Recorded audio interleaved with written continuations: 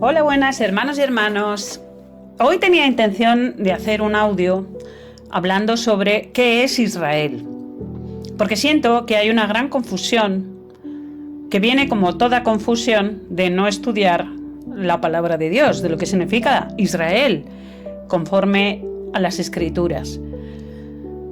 Veo a muchos hermanos y pastores con la bandera del Estado de Israel, con la estrella que ellos dicen que es la estrella de David, y resulta que en las Escrituras no se hace mención alguna a ninguna estrella de David, y tampoco se hace ninguna mención a la creación de un Estado moderno como es Israel.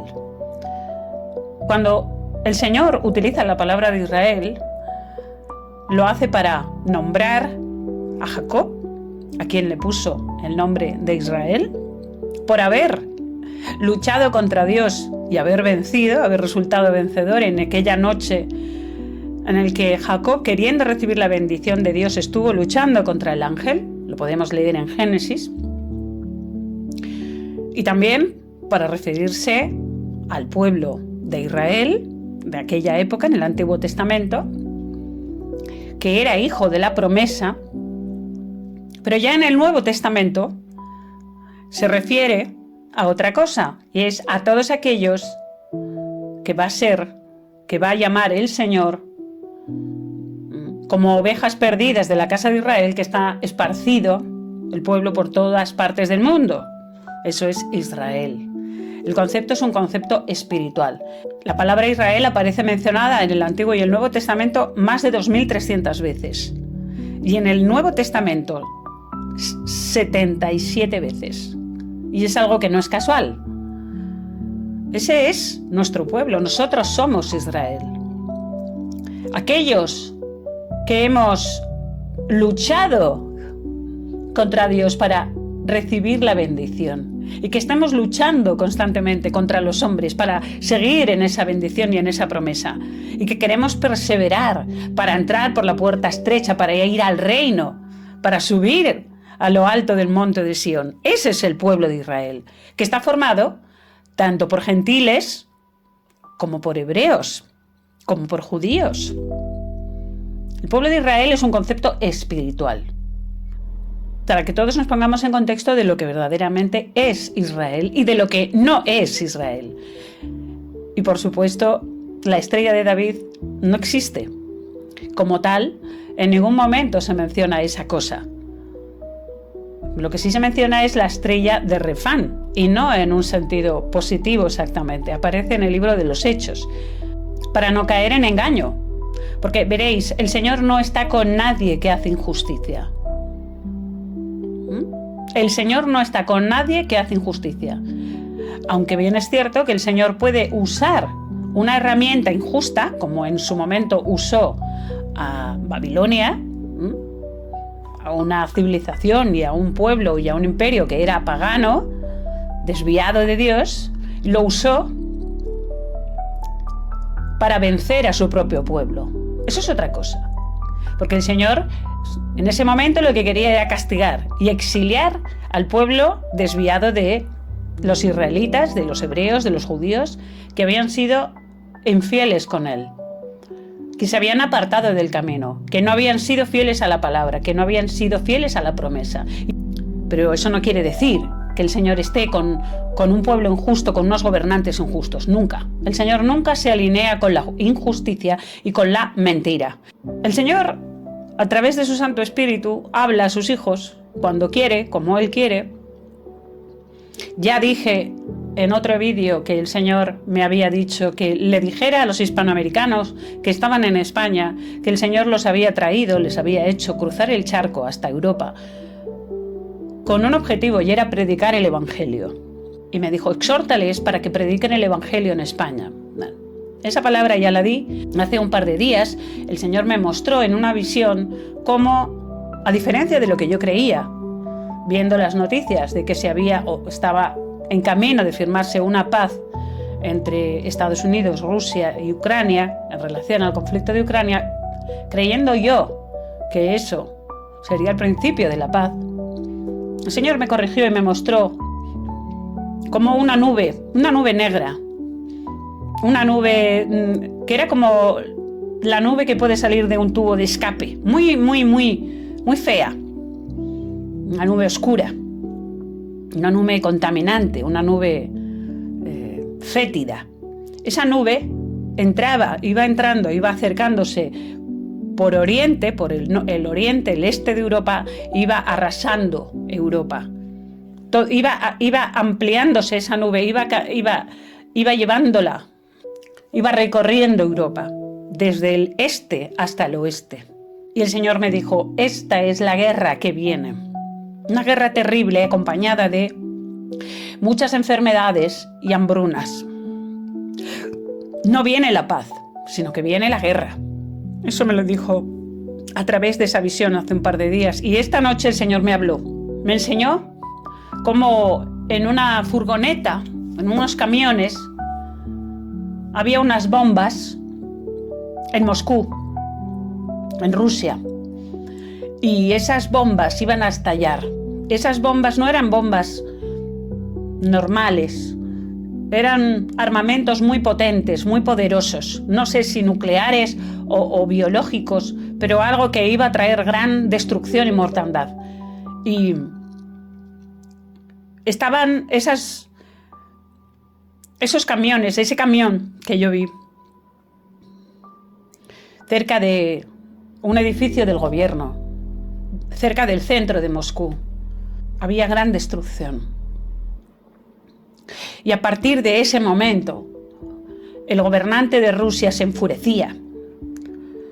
Yo vi al gobernante de Rusia enfurecido. Él no es un hombre que se enfurezca.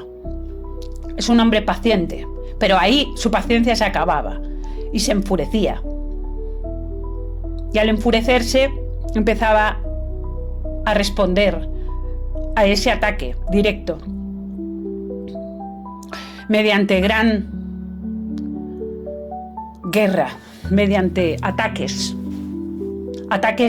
destructivos que iban desde Rusia a Europa. Y esa era la forma en la que el conflicto empezaba a escalar, a más. Yo podía ver escenas completas de esa destrucción y sobre todo de la ira que se desataba en Vladimir Putin. Se desataba ira en él. Él no esperaba eso.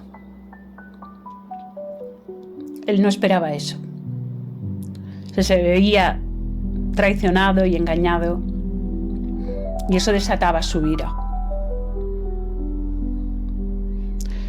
Hermanos,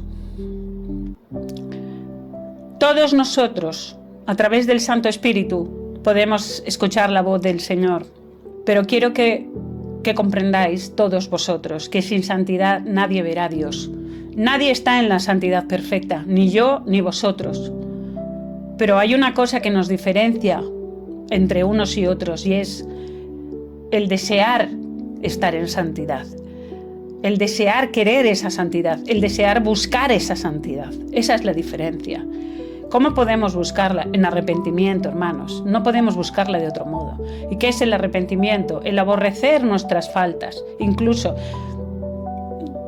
pecados pequeños, grandes, medianos, no importa. Un pecado pequeño abre la puerta a un pecado mediano, y un pecado mediano abre la puerta a un pecado grande. No tenemos que menospreciar el tamaño de los pecados ni de las faltas. Simplemente tenemos que buscar la perfección. La mejor forma para mí de abordar esto es volver a releer la Biblia. Yo lo hago constantemente. Ahora estoy de nuevo en la relectura de la Biblia y tomo cada día un libro del Antiguo, al día siguiente un libro del Nuevo, un libro del Antiguo, un libro del Nuevo. Si esto lo hacemos con disciplina, en 2 meses y pico ya hemos terminado de leer la Biblia, sin tampoco demasiado esfuerzo. Merece la pena, porque nosotros nos volvemos a recargar de lo que necesitamos, que es el código santo de Jesucristo, la palabra de Dios, el verbo de Dios. Porque en las iglesias, aunque asistáis o no asistáis, por desgracia se predica muy poquito la palabra de Dios.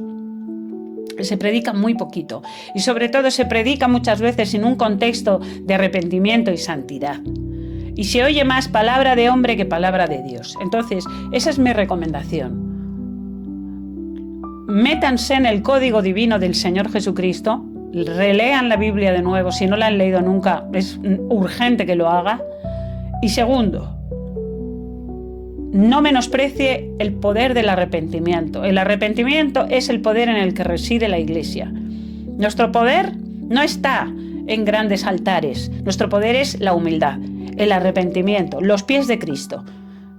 Hoy, Señor, no te he hecho en cuenta. Hoy no he podido tener la fuerza para orar por la noche cuando me lo has pedido. Padre, hoy no he predicado. Hoy he sido cobarde cuando me he encontrado con este hermano. En vez de decirle las cosas, he hablado de cosas mundanas y absurdas por temor. Me arrepiento de mi cobardía. Estos son nuestros pecados a diario, hermanos. Nuestros pecados no son... Por supuesto, vamos, queda por descontado que los pecados a los que hace mención la Torá, es decir, los pecados de la ley moral, están descartados en nuestra vida. No mentirás. No desearás los bienes ajenos. No fornicarás. No adulterarás. No tendrás sexo cuando no estás casado o fuera de tu matrimonio, ni siquiera con tu mente. Y si ese pecado viene a ti, te arrepentirás. Amarás a Dios por encima de todas las cosas y al prójimo.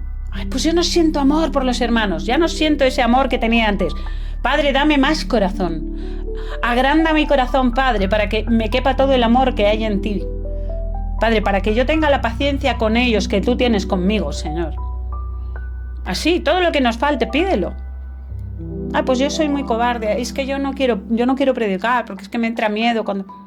Pues arrepiéntete y pídele al Señor que te unja con su Santo Espíritu para tener ese poder y esa valentía para hacerlo. ¿Por qué? ¿Por qué lo digo? Es urgente que nos pongamos así a cuentas con el Señor porque vienen cosas terribles, terribles, hermano. Vienen cosas terribles. Y solo aquellos que estamos bajo la protección del Altísimo, el Señor va a bendecir de verdad y va a proteger de muchas cosas terribles, pero no de todas.